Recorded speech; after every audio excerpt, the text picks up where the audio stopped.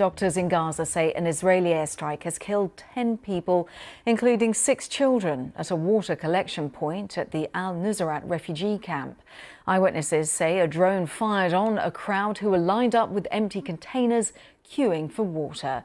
The Israeli military has admitted to the strike, saying what it called a technical error that caused the munition to fall dozens of meters from the target, which was an Islamic Jihad fighter.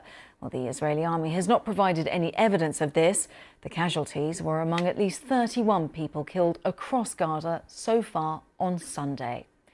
Well, Israel does not allow journalists free access to Gaza. From Jerusalem, our correspondent Nick Beek has more on that Israeli strike on the Nuseirat refugee camp.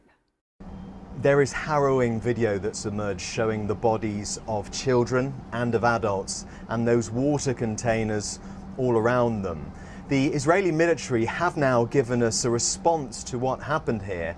In a statement, they say that they were targeting someone they describe as an Islamic Jihad terrorist, and they say as a result of a technical error with the munition, it fell dozens of meters from the target, and that the incident is now under review. The Israeli military say they were aware of the claims of casualties, as they put it, and that they will look into this, and that they regret any harm to what they call uninvolved civilians.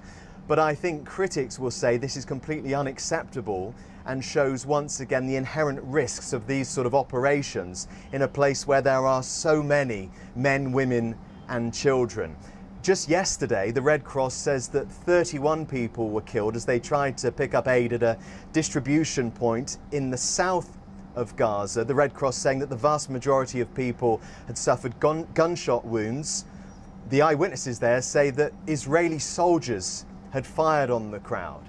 Now, the Israeli military say that they do not fire at people deliberately, and the organisation, which is US and Israeli backed, that now has taken over the distribution of aid from the United Nations in Gaza, has actually accused the UN of using misleading information and siding with Hamas over what has been happening in the past 7 weeks, because the United Nations says that in those 7 weeks, nearly 800 people, possibly now even more, have been killed in Gaza trying to get aid.